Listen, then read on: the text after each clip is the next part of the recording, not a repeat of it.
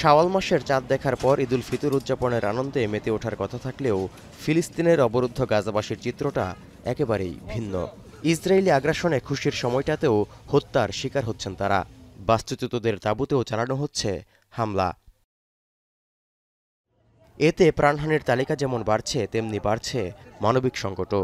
কারণ খাদ্য ও অন্যান্য পণ্য প্রবেশে বাধা দেওয়ার প্রায় 1 মাস পর রমজান শেষে দুয়ারে এসেছে ঈদ। এমন পরিস্থিতিতে ধ্বংসস্তূপের নগরীতে বিষাদে রূপ নিয়েছে নিরীহ ফিলিস্তিনিদের ঈদ আনন্দ। স্বজনহারা মানুষের চোখ দিয়ে অঝোর ধারায় ঝরছে অশ্রু। সর্বত্রই কেবল হাহাকার। قصفوا عليهم صاروخين في الخيمة تبعته هو واختي وجوزها واولادها ما انفجرنش تشتتوا في الشارع لحقتوا ركواد كاب طارئ في شارع الصناعة ضربته صاروخ। ইসরায়েলি বাহিনীর হামলায় সন্তানহারা অনেক বাবা মায়ের বুক যেমন খাঁ করছে, তেমনি বেঁচে থাকা শিশুদের মুখে ঈদের আনন্দ ফুটিয়ে তোলার প্রাণপণ চেষ্টা অভিভাবকদের।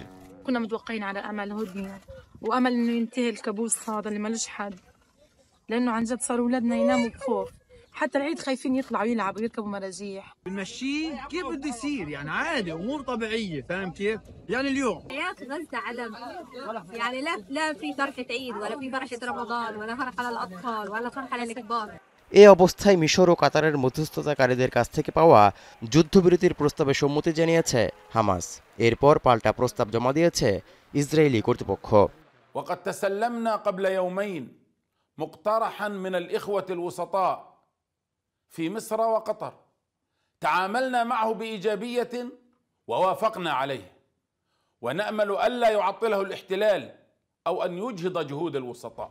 2023 সালের 7 অক্টোবর থেকে এখন পর্যন্ত গাজায় ইসরায়েলি আগ্রাসনে প্রাণহানি বেড়ে 50,200 ছাড়িয়েছে। তৌহিদুর রহমান, এখন বিশ্ব। লিলি হালাল বিউটি সোপ, বিএসটিআই কর্তৃক সনদপ্রাপ্ত দেশের প্রথম হালাল বিউটি সোপ। দীপ্তিময় উজ্জ্বল ত্বকের জন্য।